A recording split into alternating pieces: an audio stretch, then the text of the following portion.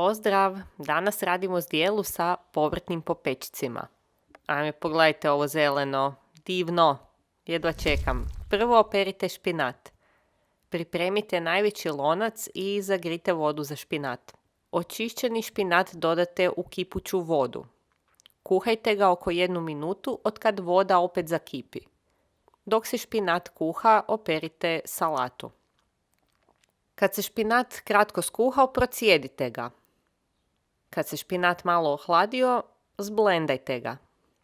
Premjestite ga u manji lonac pa dodajte još neke začine po željama. Ja obično dodam sol, biljno mlijeko i češnjak pa još malo zagrijem na laganoj vatri oko 5 minuta. Gljive očistite i pripremite za pečenje. Malo ih nauljite i posipajte sa soli.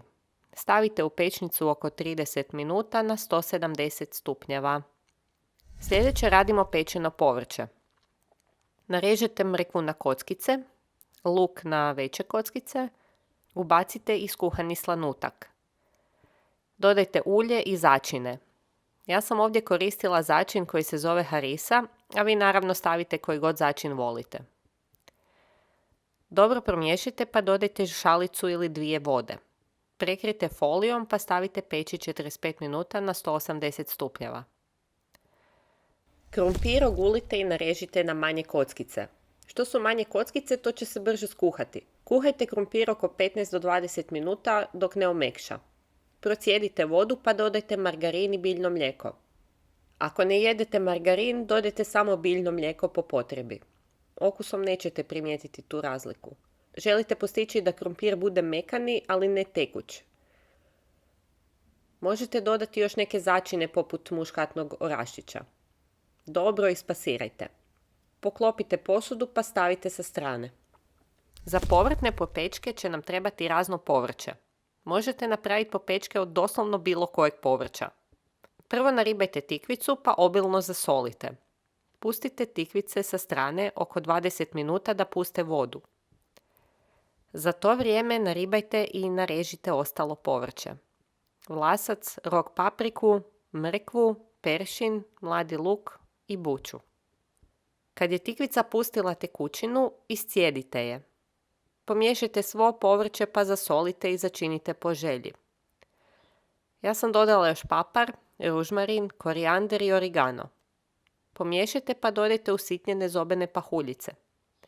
Smjesa bi trebala biti dovoljno čvrsta da se od nje mogu oblikovati popečci. Ovdje recimo vidite da se smjesa raspada. Dodajte još zobenih ili bezglutenskog brašna. Dodajte 1 prašak za pecivo. Od njega će popečci malo narasti. Dobro promiješajte. Kad ste zadovoljni smjesom, počnite oblikovati popečke.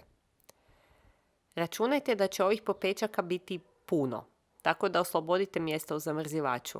Višak možete zamrznuti pa koristiti po potrebi. Ovi popečci mogu stajati u zamrzivaču nekoliko mjeseci, tako da ih u bilo kojem trenutku možete izvaditi i popržiti na ulju ili speći u pečnici. Kad ste oblikovali popečke, možete ih uvaljati u kukuruzno brašno. Pecite ih na zagrijanom ulju 3 do 4 minute ili dok ne poprime tamniju boju. Vadite ih na papirnati ručnik koji će upiti višak masnoće. I to je to. Vrijeme je da složimo naš Buda bol. Nadam se da vam se svidio ovaj video i da ćete probati sami napraviti ove popečke.